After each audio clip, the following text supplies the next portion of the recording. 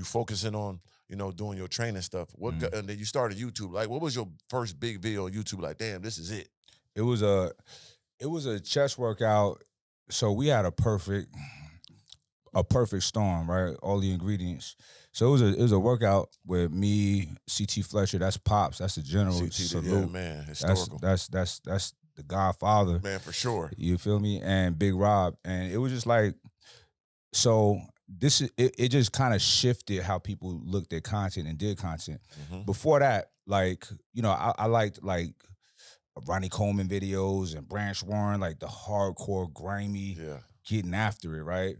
And everybody else stuff was just like kind of lame to me, right? It was boring, right? Like any black bodybuilder you seen was like 300 something pounds. Like it's an unrealistic look. And I didn't like how they dress. Right. They talked weird, like all humble. It's like it's weird seeing this big dude so docile, right? So mine was just me being me, right? And for my rap career from prior to that, it was the same swagger. So it was like the same cat that was shooting my videos back then, shooting my workout videos. Yeah. My brother that was doing my beats is doing the beats for the videos, right? Yeah. So they had a texture to it that people liked, infectious, bobbing their head. And then I'm in there with Jordans on, like we wearing normal clothes, getting swole, just lifting. So you had CT in there talking shit.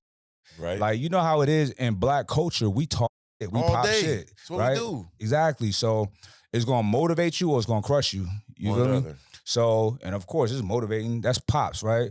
And me and Big Rob going to war with each other with the weights. Yeah. And so you had that element of like entertainment, like CT cracking jokes or whatever, talking shit. With all the quotables. All the quotables. You had the dope edits, the dope cuts with the music, had that energy, right? And then you had me explaining everything in detail. Like, I'm gonna give y'all, I know my protocol so well. I'm gonna show y'all the method to the madness. So I'm explaining it. And that was like the storyline with all the videos. So all the videos were shot the same way. Like, I would do the workouts, we would put the edits, and then you would chop me up in between each set, explaining everything going along. So they had something comprehensive that they can follow.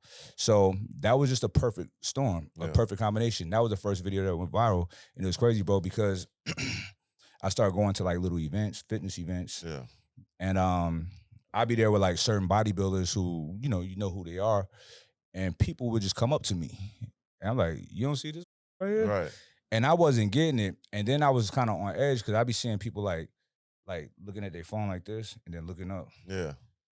I'm like, what y'all looking at? Facts. But what they was doing was trying to see if that was me on the video. Of course. It's crazy to think about that time, bro, because it was so everywhere I went, they was like fitness-wise, they be looking at me, and then they come up, they like, is this you? Yeah. You know what I'm saying? So that's how it all started, bro. And that's the early stages of like YouTube and social media. So like we from the streets, so it's like, hold on, why you staring at me, man? Like, right. I know like, let me know what's going on. Bro, I had to program myself to not be on edge at people coming up to me all the time. Yeah. You know what I'm saying? Yeah, it's different. And especially in them days. So boom, you're doing that, and like those videos was hardcore because you probably was the first person, you and CT was the first people I seen that was teaching the overtraining, like not taking no days off. We going every day, we going heavy. Yeah. You know what I'm saying? Against everything. People say light reps to look better and all this. You like, no, you got to be strong. Yeah. Like all that. And hit big weights. There ain't no days off. Right. We're going every day. You could do whatever you want to do. You can lift light all you want. Right. Look, I'm gonna say it like this. Yeah. You could lift light weights and look swole, right?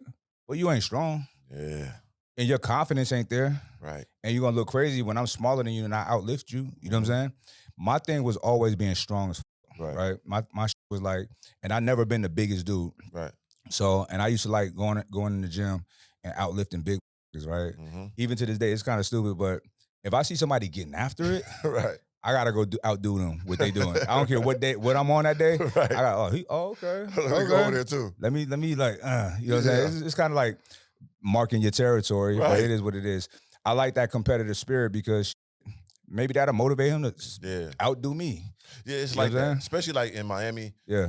I realized that too. That's why I try to go to the biggest, best gyms and see like, am I still amongst the greats? And at my age, I ain't no young snapper, but I'm still standing with the Titans. I'm like, damn, I'm still with y'all. Like, bro, don't you feel like once we hit our 40s, it's like life got good? It got, and I swear to God, no homo say, but I look at I'm like, I look better now. Like my structure in my face, I think I look way more ferocious now that I'm older than when I was younger. And then like, I don't the type understand of intellect that we have from experiences, right? Yeah. We know what to do, what not to do, how Yeah. to speak, when to speak, Yeah. when to be quiet. You know what I'm saying? Yeah. So you get that with experience, with age, with time. It's a beautiful thing, especially in our communities. Like, once you get past 30, you washed up, right? Yeah, bro. If you're not super successful, it's over for you.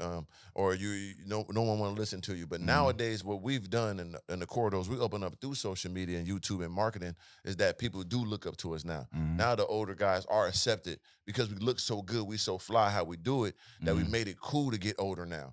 And I think that's a blessing because people used to give up so early. They get to 30, they're like, man, I don't want to do nothing. Now they see us, we looking better than we did when we was 25. That's a fact. And it's a blessing we give that to our community. So that's a why we fact. pushing that health and working out, believing in Right, yourself. right. You know, taking leaps of faith. Right. It ain't over till it's over.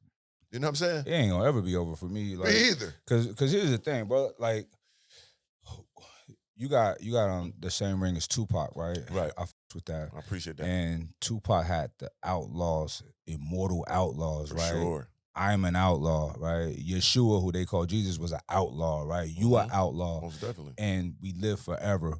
How can you live forever? How can you be immortal? You be immortal by leaving your legacy behind, by leaving the stories, right? Of course, physically, we're not going to be here forever. That's a fallacy. You're not going to be, accept the fact that you're going to ascend at some point. You're not going to be here forever. It is not a bad thing. Right. If this is good, that's got to be even better, right? But while I'm here, I'm gonna put a deep ass. I'm gonna dig into this, right? Oh, yeah. So, and y'all gonna be talking about it for years and years and eons, right? And look, we have the perfect mechanisms of being immortal with these cameras. It's a beautiful You know thing. what I'm saying? Video, it lives. It's gonna be there forever, Right. digitally. We making so many movies and documentaries about ourselves daily. And that's recorded and uploaded to these things that's never going nowhere. I got my hard drives. I save them. I already told my brothers, my sisters, my nieces and nephews, y'all keep these hard drives when I'm gone. Yeah. And y'all watch it. Yeah. And make a documentary when I'm gone because it's going to be so glorious. Y'all know where I came from. Y'all saw me all the way. Y'all seen this story, right? And it's just getting started. And that's what the whole thing with me, that's one of my brands is being a gargoyle, right? Yeah. It's being hard and fly, stone and wings, right? But it's a statue. It's going to be here forever. So I speak the same thing you speak. I'm not going to be here forever. But my people that watch me come from nothing, stunting, having these women, having these cars, talking this talk, looking good, they're going to live long and they're going to talk about me when I'm long and gone. Have no fear, Mr. Organik is here. This is Organically Speaking. Anybody out there want to do partnership, sponsorship, clothing brand marketing, water, energy drink placement, whatever you want to be a part of Organically Speaking or Mr. Organik as a brand, hit me up at ballernothingelse@yahoo.com. That's my email, or DM me directly at Mr. Organik on Instagram. That's MR Organic with a K instead of a C, one word straight across. And we're going to get that promo game through the roof. 3,